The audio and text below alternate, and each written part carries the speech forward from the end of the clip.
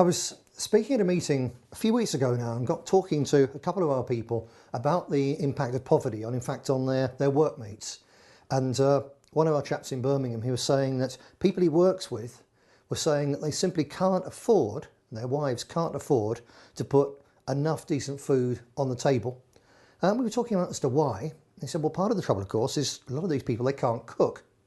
They really can't. So you can talk about producing, cheap food and cooking for yourselves, but really all they know is processed packet food. And under those circumstances, you simply can't do cheap meals. You've got to pay top supermarket prices. So our chap said to me, well, you like cooking. Why don't you show a few examples of how cheap it is, how simple it is to cook really good food for yourself and for your families. So we've not done this before. bnptv does politics, not cookery, but we'll see how it goes. So I went to the shop the other day, and I went in fact with £20 because I've done this twice over. We're going to be eating some which I prepared earlier. But here we got half of what I did. So this is £10 worth. This, I reckon, is enough to do a really good stew for 5-6 people. Now, let's go through the ingredients. We've got two lots of meat from the reduced section. Always look at that if you can. So that's reduced to £1.83, £3.21. Stewing steak. British, which is good stuff, British beef. It's not a good quality cut, but it doesn't matter in a stew. It's going to be cooking for a long time. We've also got the essentials. A couple of onions. Parsnips. 2 carrots. Chunk of swede. You can have too much swede unless you're a goat, and some potatoes. Then those are what you've got to buy for the day. You also need to have a few things, otherwise it'll be bland as hell. You need salt, you need pepper, you need what I feel you need, something a bit spicy like Tabasco sauce. Not essential. Mixed herbs, essential. Liam Perrins, really you need it. And some stock cubes, so we're probably going to use 2 of those. That'll do. So these things, you buy them once and they last for ages. So there's pennies per meal there. A little bit of investment of a few pounds to start with. But if you don't have those, it's going to taste so bland you don't want it. So you really need them. Now, the other thing is, years ago, when I was working down in politics in London, having just left university, there were some times when I was really hard up, like not eating for a couple of days every fortnight. And under those circumstances, when you finally get money, when the paycheck comes through or the dole check comes through or whatever it is, people who've never been that hard up don't understand it. But when you haven't eaten for a couple of days, you've got this money, it's burning a hole in your pocket to get something hot inside you and have a drink. And you go in the best will in the world to a pub for one drink 3 or 4 hours later, because it's the only place where you're warm, it's the place where you've got friends and companionship and so on. 3 or 4 hours later, you spent half the week's money or worse. So to deal with that, there's an extravagance in this cookery operation. There's a bottle of beer. Now, that's for 2 reasons. One, half that beer is going to go in the stew. And the other is that by way of a treat for yourself, you're going to drink half of it as you cook. Just makes it that bit more tempting to come back to the kitchen. Now, on the subject of kitchens, we've got a lovely kitchen here. I enjoy cooking, the whole of the family enjoy cooking. But you don't need an Arga and all sorts of fancy things to do this. This I'm deliberately doing, really simple, really plain, so it's not a shock to people's taste buds if they don't like fancy food. And it's cooked in one pot on one ring. So you can do it on a small gas burner, you can do it any way you like. You don't need a fancy range to do it. So I'll put that over there, we'll come back to that in a minute. So, different things take different times to cook. Cheers. So you've obviously got to make sure the things that take longest are done first of all. So where I'm going to start, first of all, you need to cut up the onions. Oh, there's a potato gone west. Take the top and bottom off and peel it. Just get rid of the outside. This stuff you obviously don't want to eat. I hope that I'm leaving nothing out here. So if you're going to ready cook, and of course many people can cook far better than me, I didn't even watch this at all anyway. Take your onion, cut it in half. Then to cut well and finely, cut it through, so I'm doing there, not all the way through on that bottom bit. Then switch it and cut through this way, again not all the way through. Point about this, I'm just showing you how to cut an onion finely into small bits really quickly. There you go, that onion is now well diced up. Do the same with the other one.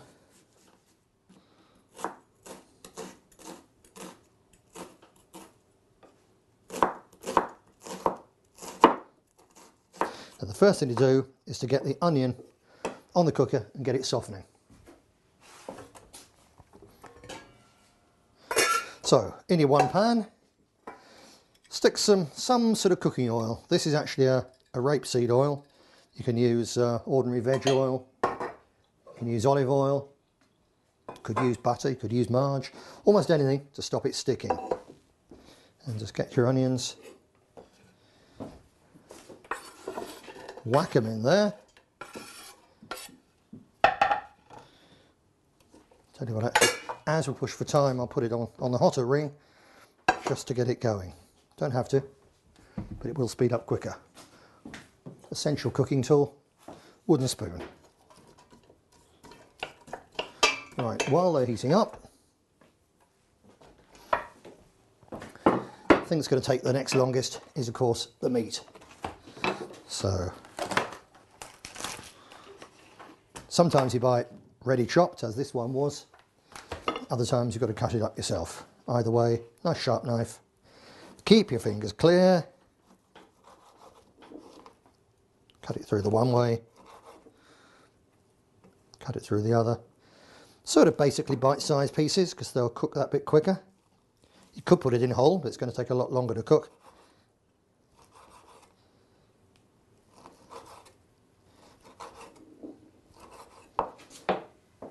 You need to come back to the onions every now and again, and especially if you're on a hot plate, as this one is, just stir them. So you want to soften them, you don't want to burn them. Burnt onions are not good. Now I'm using a piece of beef here. You could use pork. You can certainly make a stew with chicken. Pretty much anything you like. Incidentally, while I was in the shop yesterday, I saw that you might think, well, I can't afford a pan like that, or haven't got a pan. Might not even have, if you're living in a bed sit, you might even not have a cooker, possibly. Well, they're selling in several of the supermarkets at present a slow cooker at £12. It's an electric beast. You stick it in the plug socket, and it does all the cooking there. In that way, you're buying a cooker, and you're buying the pan you're going to cook in for 12 quid. You really can't say you can't afford to cook, even if you haven't got anything at all, when all you need apart from that is something you can cut on, a knife, a vegetable peeler, and a spoon. It's not exactly complex in terms of the equipment you need. Hope you can hear now those onions starting to cook. Just got to soften them up, and then we'll be able to put the meat in on top. I'll start to take some things over here to where they're practically where I can use them.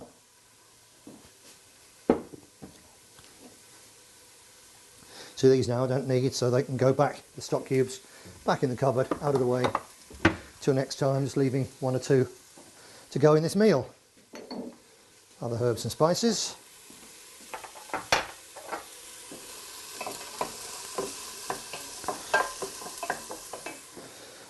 While they're doing, you can peel some things to be getting on with them. Let's peel the carrots. You can peel with a knife, small knife.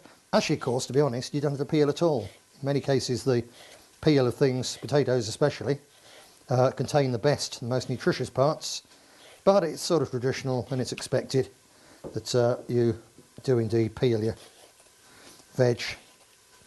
You can either throw the peel away, you can of course stick it in a bit of water and stick it on a stove and turn it into vegetable stock, but it's not complex cookery, but it's getting a bit advanced, so we won't bother with that for now. If this program works, and if we get good feedback from it, I'd like to do perhaps a series of other recipes. This one is, say, really very plain, traditional English cookery. There's all sorts of other things. English cookery actually, for centuries, was the best in Europe. Very advanced, very great mixture of spices, herbs and so on.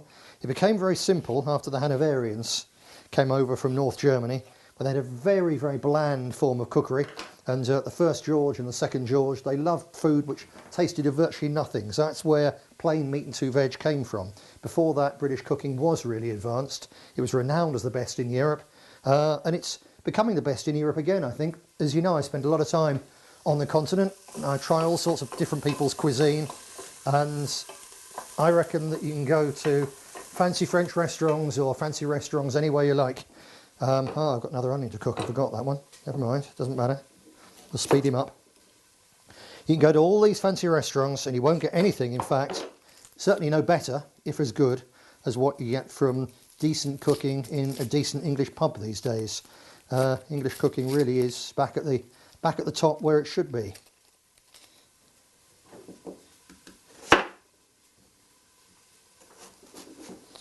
Incidentally, the word curry first appears anywhere in a cookery book from the reign of, I think it's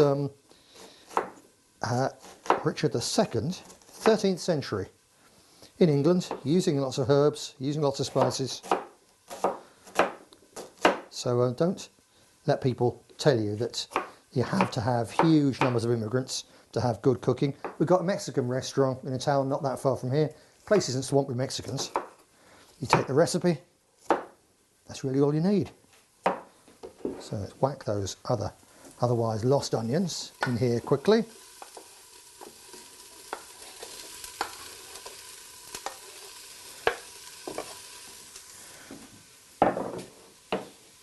Tidy up these bits.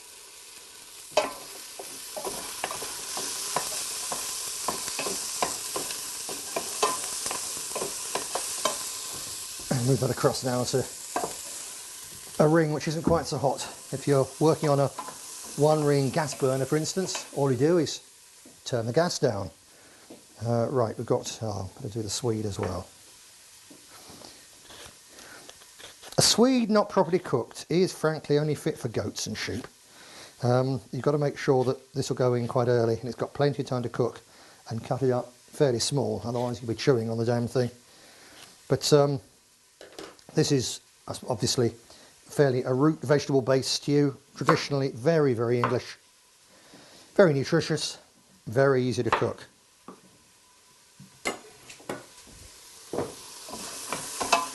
If you want to come over and perhaps have a look at the contents of that pan there, just taking on a little bit of colour. If you've got time to do this, you really should, it's what's called sweat them, which is you have it on a really low heat, perhaps cover them up, just stir them occasionally. Another minute or two and we can add the meat. Whatever meat you're using, it's usual, I think it's better, to just brown it, just to turn the colour of it before you add the other ingredients. It seals the meat. It's supposed to keep the flavour in. Don't know if it does, but always do it because that's what you're supposed to do. Right then, so let's now add the stewing steak. What weights we've got here, let's have a look. Total weight of, because it's all in nonsense grams, 0.34 and 0.52. So we're dealing about 8.5. It's just under £2 of meat here. If you're really, really skint and you need the money to put the money aside to buy a few basic long-term ingredients like your herbs and spices, the answer is to go to a butcher, a proper butcher, not a supermarket one. I was treating yesterday because I was pushed for time. But go to a butcher, tell him you've got a dog. Can you have some dog bones? Go on a Monday probably, is the day when they've just had their first meeting and so on, but it doesn't matter too much. Get some dog bones, bring the dog bones home and stand there or sit there and take the bits of meat off the dog bones. You can boil the bones up as well for a starter, and that way you can get yourself basically a meat stew for just the cost of the vegetables. And then the price comes crashing down because remember I said that, well, this lot actually was a tenner. So we're doing 321, 183, that's 4. So 5 of it is in the meat. Another nearly £2. is in the beer, which you don't have to have. That's an extravagance. So for the vegetables, you're talking £3 for a meal, perhaps for 5-6 people, easily. So there's the way. So go along, take your mythical dog and get your free bones and do it that way. That's straight away going to give you the money to buy the other things, so you can afford to do this. Right, while that's just coming up to the heat of cooking, cut up the veg, which I've, as you see, peeled earlier on. So this is going to take the longest, the swede. So cut that up fairly small. As it is, dice it, cut it into chunks. Why is it called dice? I suppose because the chunks look a bit like your average gaming dice, roughly speaking. In size, it's a slightly big bit, slightly smaller bit. There you go. Something like those sizes. You can't go wrong. The thing with this is, with a stew, if you find you haven't cooked it long enough, you just cook it for longer. The only thing that's going to go wrong, conceivably, is, see, to cook a piece of swede till it falls apart is going to take hours. To cook a piece of potato till it falls apart perhaps can take 45 minutes. So the worst you can cock up with this recipe is you might end up with your potatoes just collapsing into the stew, so you don't actually get them out as chunks. Doesn't matter, the nutrition's in there, the filling is in there, the flavour's in there. What more do you want? Keep it stirring every now and again, like that. You don't want it sticking on the bottom. It's giving off its own juices now, so it's not likely to, but just keep it going. Right, so we'll put those in a minute. Let's parsnips take a bit of time to cook as well. Again, you need the flavour, everything to merge in, really. So cut those up about the same size. We're actually going to put the swede in first, so we'll keep them separate. And like I say, don't matter too much if you put something in slightly the wrong way around. It doesn't really make a big difference. Don't be frightened of this meal. Don't think I can't cook. Of course you can cook. Anyone can cook. You just follow what you've done before and worked. If it didn't work, you try and work out why it didn't. Or go along and buy a cookery book. Tell you what, don't even buy a cookery book. You simply get your phone out in the shop, take a picture of the recipe that you fancy trying. That's it, done it for free.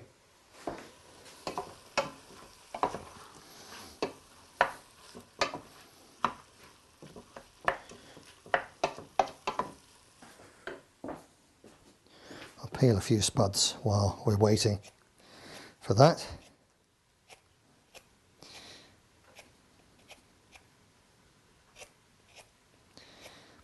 I actually think the only real reason for not cooking, because you can go to a charity shop and buy yourself some kind of cooker for just a few quid.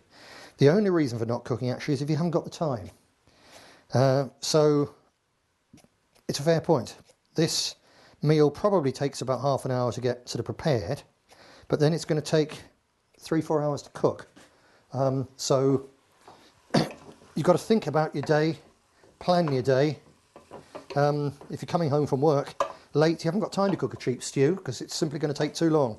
This is where traditional dishes like, for instance, Lancashire hot pot or any standard stew came from, in fact, that you cook them, you start them, you stick them in the oven and you leave them. You can leave them for hours and they'll be ready when you actually want to eat them. So a bit of preparation, you're not slaving over the stove for all time. You might be sufficiently hard up that you think, well, I can't afford to leave something cooking for 3-4 hours. The electricity is too expensive, the gas is too expensive. Fair play. From many years ago, I know what it's like when you end up, in those days it was 50p a piece on the meter. It runs out, you have to go to bed because there's nothing you can do, it's dark, it's cold. So I did one of these yesterday, and as an experiment, I tried, well, it used to be called a hay box, and it was a box full of hay. The Victorians were big on this for picnics and so on. But it can be straw, it can be anything that you can get which insulates. And you simply get a box and you fill it with insulation. Then once you've started your cooking off, you've got everything in it, as you'll see later on. You simply put the lid on and you stick it in the box and you insulate it with whatever your insulation is. You throw a couple of old coats or a duvet over the top and you simply leave it there, and so much heat is kept in that pan it'll carry on cooking slowly for hours on end, absolutely free. So this is what I used yesterday for this. Just a cardboard box with scrunched up newspaper in it, and I stuck the pan, once it was everything in there and part cooked, stuck it in there, covered it up, left it overnight.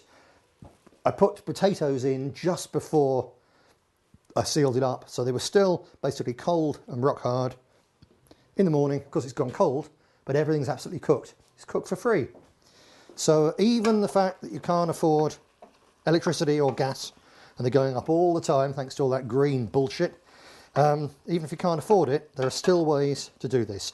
Right, now that meat, if you come over, is now pretty much browned, sealed, so I'm going to start adding things. So this is just pot of mixed herbs.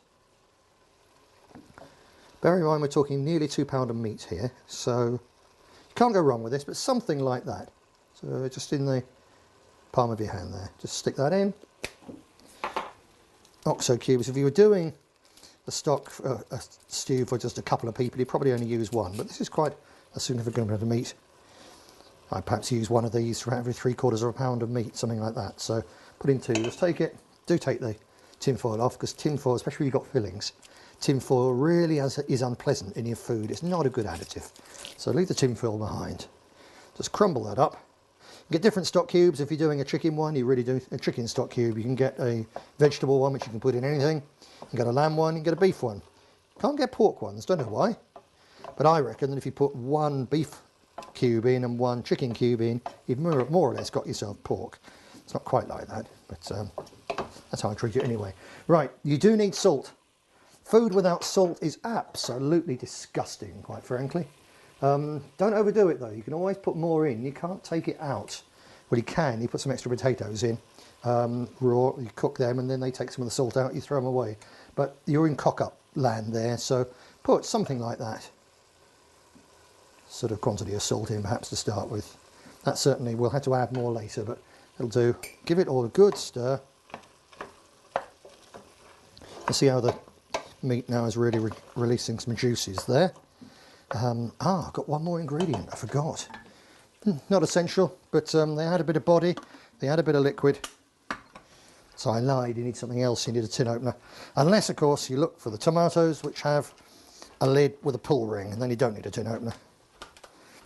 Very difficult to open a tin without a tin opener. I had to once bash one apart with a stone, and it took me ages. So sling the whole tomatoes in. Don't want to waste anything, so a little bit of water. There you go, in there as well. Most of the liquid though for this is going to come from the beer. So we got, let's say, if you're really hard up, this isn't extravagance, just use water, perhaps another stock cube. But it does just give it a certain edge, and the fact that you're able to drink the beer as you're cooking makes it worth cooking.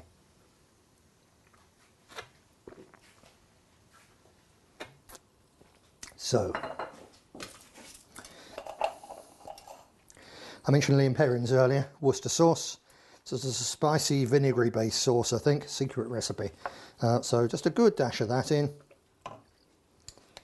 And you may or may not want the Tabasco sauce. This is hellish hot. In Mexico, it's traditionally used by the police, mixed with soda water and squirted up the noses of criminal suspects to make them squeal and talk. But you don't need that much of it, just a few little dashes of that in there. Just gives it a little bit of an edge.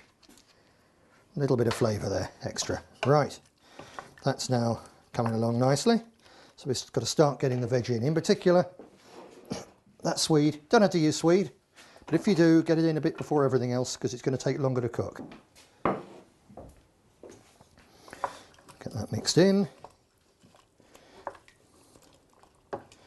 To bring that up to the boil quickly, let's just stick a lid on it for a minute or three while I dice up these carrots,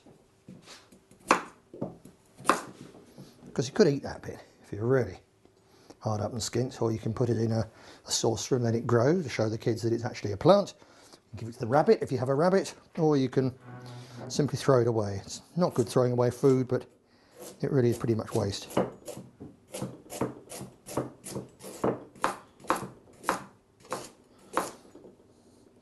Perhaps with a carrot, obviously it's thinner at one end than it is at the other. So that bit will cook, definitely. But if you want that bit to cook at the same speed, looking at the difference in size, you probably need, with the end ones, the thicker end, just cut 4 or 5 of the thicker ones in half.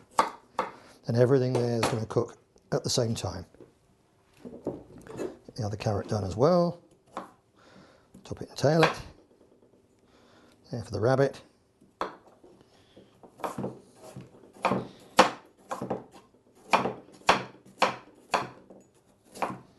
Cut those thicker ones in half. And more or less ready to go. The potatoes I've got there, if you put the spuds in at the same time as everything else, they're simply going to disintegrate. So I'm not actually going to put those in yet a while. What I will do though, is a bit of disintegration is good. It gives the whole thing a bit of body. You can, I haven't done it this time, but fairly traditionally when you're doing a stew, you what's called dredge the meat. Just run it through your hands with a little bit of flour, perhaps salt and pepper as well. But I haven't bothered with that because I'm cooking here for people who haven't started cooking, haven't got flour therefore. But if you get 1 or 2 spuds and cut them up really pretty fine,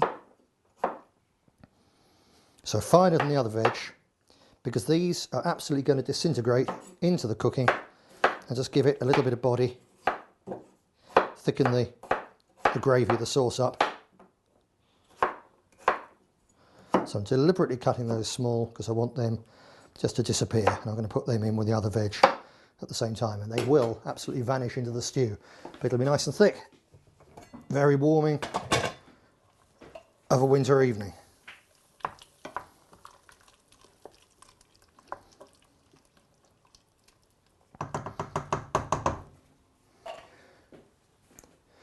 How long you cook this, I suppose, really depends to a large extent on the meat. If you're using cheap old stewing steak, it needs several hours of cooking on there. Not fast, it mustn't be bringing up to the boil to start with.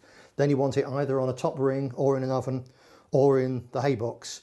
You want it cooking really slowly for hours on end. If you've got it on top of a ring, you should just about see it bubbling just in the pan. You should just see some little bubbles coming up from the surface of the food, and that shows it's cooking away nice and slowly. You can't go wrong, like I say, because really, in the end, if stuff isn't cooked, is give it a bit longer to cook, and it'll cook in the end.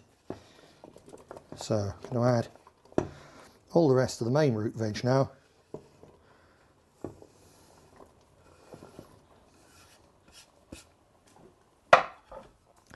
Give it a good stir. All the flavours at present at the moment really are separate, but still, you can get a bit of an idea. You just try it and just see if anything's drastically wrong in seasoning terms. Take a little bit. I reckon that could take a little bit more salt yet.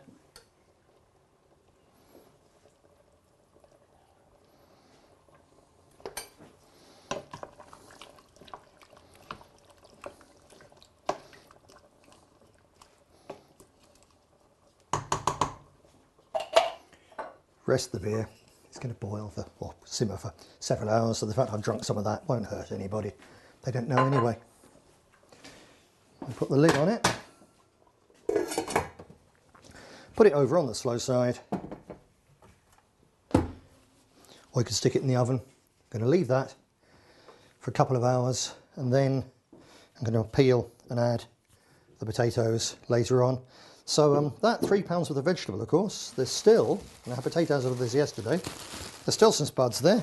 You could keep the larger one, the larger couple, roast them in the oven as jacket potatoes with something else, a bit of cheese, some beans, so another 40-50 pence. That's another really good meal. Or if you've got, you want to make the stew go further, then as long as you've got some butter or some margarine and some milk, you can boil them up, you can mash them, so you've got mashed potatoes to go with it. So that tenner has gone an awful long way. It's a lot cheaper than buying supermarket ready meals, and supermarket ready meals are full of preservatives, they're full of sugar, they're full of salt, they're full of all sorts of horrors. They're really not fit for animals to eat. You shouldn't be eating them. You're so much better off cooking your own food with only basic, good, natural ingredients. That's going to cut out all the E's, all the stuff that sends kids half crazy, and it's satisfying to do it as well. So we're going to leave that now, and we'll come back to it. Like I said, I did actually cook the same last night because that stew is going to take too long. So I'm going to give Derek and the team a taste of what it's like, and we'll get their verdict on it. Hope you've enjoyed that. Please do come back, let us know sort of thoughts and ideas, serious constructive criticisms. Has this been helpful? What else did you need? Did it inspire you to give it a go? If you're already a cook, I apologise for the cut corners, for the simplicity. If I'm cooking for myself, frankly, I probably tend to use rather more exotic, elaborate and flavoursome recipes, but this is good, standard, traditional British fare. You can't go wrong. I forgot earlier on, so one last ingredient, really useful, bit of pepper in the stew. Give it a bit more, bit of a screw around with that. So that one we're going to forget about for hours on end, but as they used to say on Blue Peter, I've got one here I prepared earlier. This has just come out of the oven. This was the one which was in the hay box last night, or the paper box. Don't touch this, it's extraordinarily hot because it's been reheating in the oven proper. Now if I'd had more time, I'd have cooked some mashed potato with this as well to equal out more. So this is, but there is some spud in here anyway. But there you go. Careful, it is very hot. Piece of bread there as well. For you, Chris? Oh yes. Yeah, okay. Stalwart of bnptv behind the scenes, so clearly deserving of some food. There you go. bnptv ace interviewer. Oh yeah, very true. The man who got the head of the Northwest CPS. Very, very good that was. Now you've, luckily there, you've got yourself, in fact, 2 pieces of bay leaf, which I put in as well earlier. I shall extract one. There's another one there. Don't eat the bay leaf. Thank you very much. There you go. Pass the bread round, help yourselves. Tuck in, and I'll do some for Derek as well. There's no doubt he's going to want to eat. There you go. It's not too hot. One of you try it and give Derek with the camera there and the viewers your professional opinion. As people have eaten many meals, many generations. What do you reckon, Tony? My opinion, first class, delicious. Good. Thank you very much. You're promoted. Chris, what do you reckon? Lovely. Good. All right. One last thing. I'll set down a list of the ingredients. Simple recipe. We'll put that up there as well for you. So combination of reading the recipe, following the short program. Hopefully you can have it, give it a go. If you haven't cooked before, go and surprise yourself. Cheers.